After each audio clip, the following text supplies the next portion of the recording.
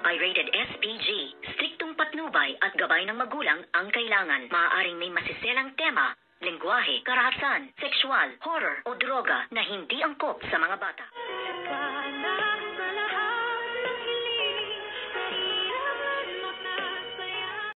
Good morning and welcome sa aking munting channel. At eto nga ay itong si Doc RJ ay unti-unti na ngang bumabalik ang kanyang alaala dahil nga dito sa na-encounter nilang isang malakas na lindol dito nga sa Symposium.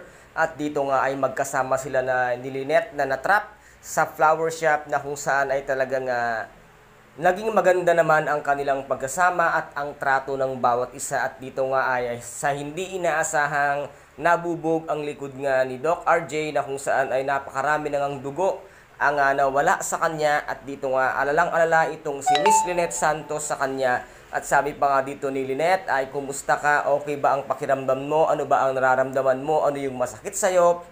At ang sabi naman dito ni Doc RJ ay okay lang naman ako.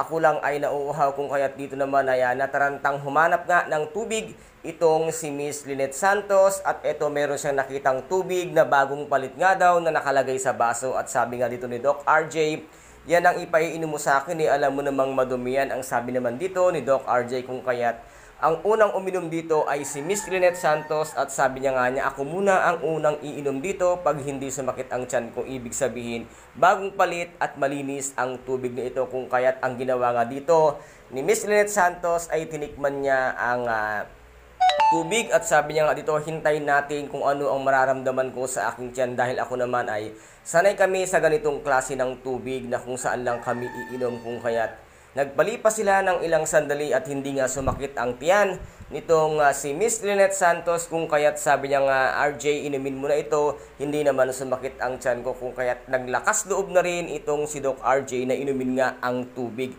At dito naman ay dumating na nga ang kanilang mga saklolo na kung saan ay nakalabas na nga sila. At dito ay meron nga silang nakita nga natabunan ng hollow block or ng nagibang pader. At ito nga ay tinulungan pa rin ni Doc RJ.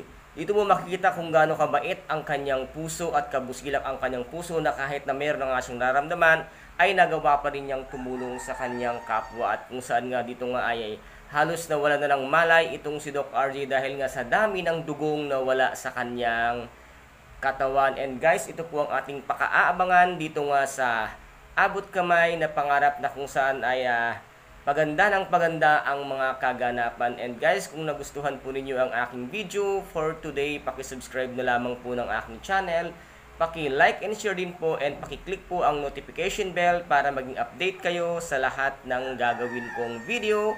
Maraming salamat po, ingat, God bless, and bye-bye!